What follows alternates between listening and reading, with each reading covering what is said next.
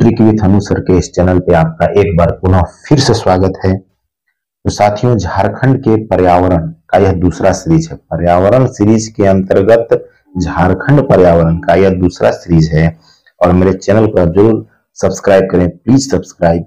और आइए बिना देरी किए हम देखते हैं इसका महत्वपूर्ण प्रश्न कि झारखंड में खनिजों का वितरण। देखिए, झारखंड की बात हो और उसमें खनिज की बात ना हो, झारखंड में एग्जाम हो और उसमें से खनिज का कोई प्रश्न ना आया हो, ऐसा हो ही नहीं सकता, क्योंकि झारखंड खनिज संपदा से परिपूर्ण इलाका है और इससे एक प्रश्न जरूर बनेगा। तो आइए आज हम जानते हैं कि झारखंड में खनिजों का वितरण कैसा होता है, झारखंड में कौन कौन से खनिज पाए जाते हैं, कहाँ पाए जाते हैं और उसका उपयोग क्या है, इसके बारे में हम समझेंगे।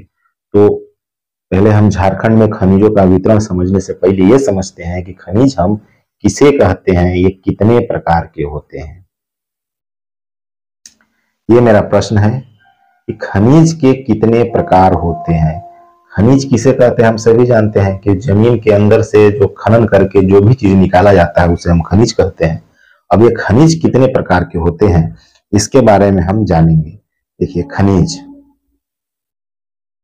एक ग्राफ के जरिए, एक डायग्राम के जरिए हमने समझाने का प्रयास किया, क्योंकि मैं जानता हूं कि पिक्चर के माध्यम से काफी अच्छी तरीके से समझ में आता है कोई भी प्रश्न, कोई भी टॉपिक। तो देखिए, हमने लिखा है खनिज, और खनिज का हमने दो प्रकार बताए। खनिज दो प्रकार के होते हैं, एक होता है धात्विक और एक होता है अधात्विक।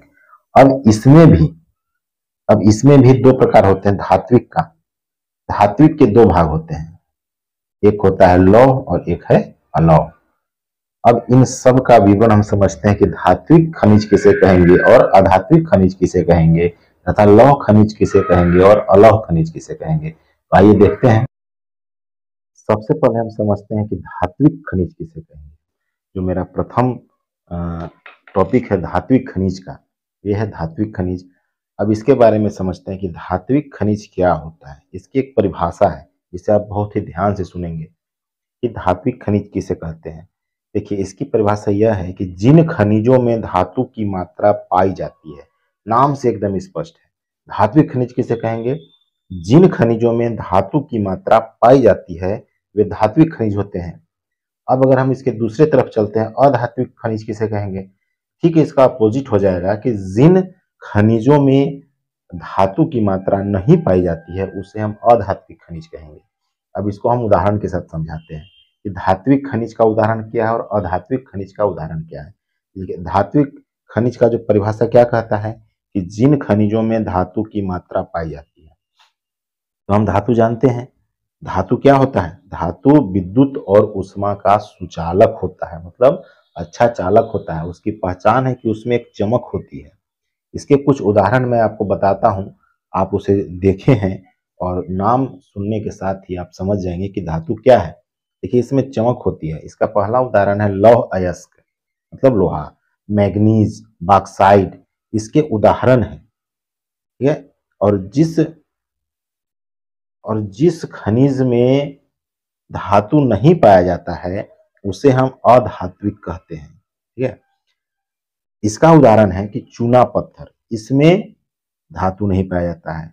अभ्रक, इसमें धातु नहीं पाया जाता है। जिप्सम, इसमें धातु नहीं पाया जाता है। तो ये है अधात्विक खनिज का उदाहरण, और धात्विक खनिज का उदाहरण है लौह अयस्क, मैग्नीज, बॉक्साइट इत्यादि।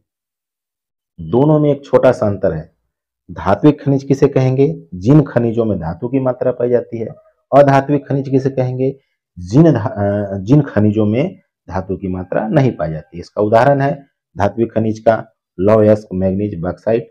अधात्विक खनिज का, इसमें धातु नहीं पाई जाती है, तो होता है चूना पत्थर, अभ्रक, जिप्सम इत्यादि। अब इसके बाद हम आते हैं लौह एवं अलौह। लौह अयस्क किसे कहेंगे और अलौह अयस्क किसे कहेंगे? थोड़ा सा हम इसे ऊपर की ओर लाते हैं।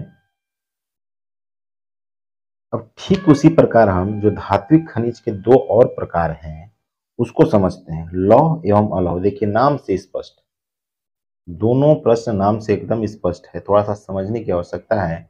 लौह अयस्क किसे कहेंगे?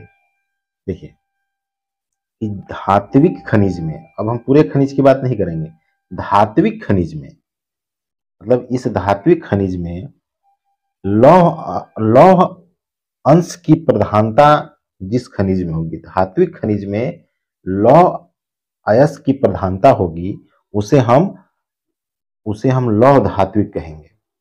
और जिसमें लोहे की प्रधानता नहीं रहेगी उसे हम अलौह धात्विक खनिज कहेंगे। मतलब जिस धातु में, जिस धात्विक खनिज में लोहे का अंश पाया जाता है उसे हम लौह धात्विक खनिज कहेंगे, लौह धात्विक खनिज। और जिस खनिज में लोहे का अंश नहीं है, लोहे की प्रधानता नहीं है, उसे हम अलौह धात्विक खनिज कहेंगे। इसका उदाहरण क्या हो सकता है? लौह धात्विक खनिज का उदाहरण हो सकता है खुद लौह अयस्क और मैग्नीज, या इसमें लोहे का अंश पाया जाता है। और जो अलौह धात्विक खनिज है, अलौह धात्विक खनिज, देखिए यहां से जुड़िए, अलौह धात्विक खनिज, इसका उदाहरण क्या हो सकता है? सोना, चांदी, सीसा, इसमें लोहे की थोड़ी सी भी मात्रा नहीं है, यह अलौह धात्विक खनिज हो गई। देखिए जिसमें लोहे की मात्रा है, लोहे का अंश है, वह लौह धात्विक खनिज, जैसे कि खुद लौह अयस्क और मैग्नीज, इसमें लोहे की मात्रा है। और जिसमें लोहे की मात्रा नहीं है वह हो जाएगा अलौह धात्विक खनिज, जैसे सोना, चांदी, सीसा इत्यादि, यह सब जो है अलौह धात्विक खनिज में आते हैं। तो मुझे उम्मीद है कि आप खनिज के बारे में जरूर समझ गए होंगे। अब इसके बारे में हम और जानते हैं कि झारखंड में कौन कौन से खनिज पाए जाते हैं और उनका हमारे देश में क्या योगदान है और वह कहाँ पे पाए जाते हैं। आइए हम बढ़ते हैं अगले कदम की ओर। ये देखिए, पहला खनिज जो झारखंड में मुख्य रूप से पाया जाता है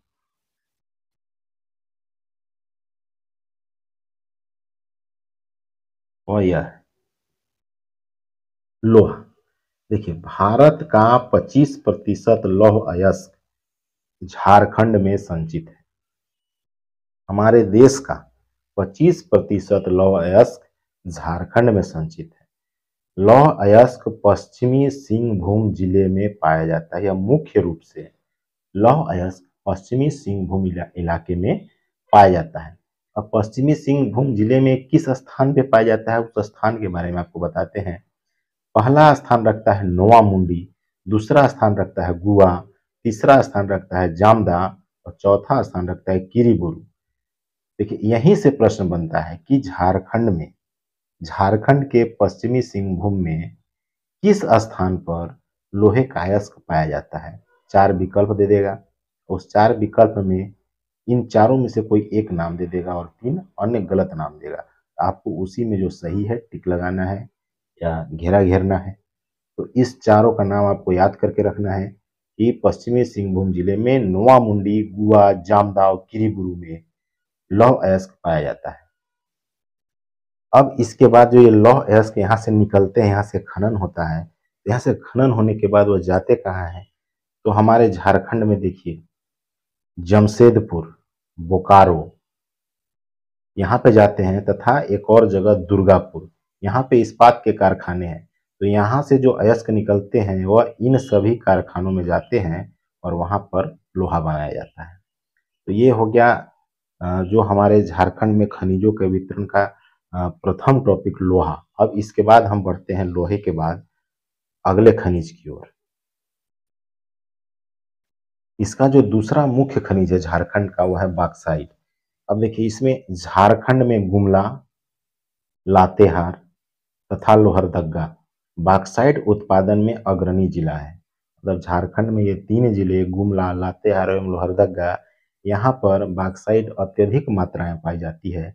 और उनका जो स्थान है, उस स्थान को हमेशा हमें याद रखना है। पहला है पाखर, ओरसापाट, बांगरू, सरेकदा। ये बॉक्साइट उत्खनन के स्थान है और ये उसके जिले हैं। अब देखिए, यहाँ से प्राप्त बॉक्साइट का उपयोग मुरी एल्युमिनियम कारखाना में किया जाता है।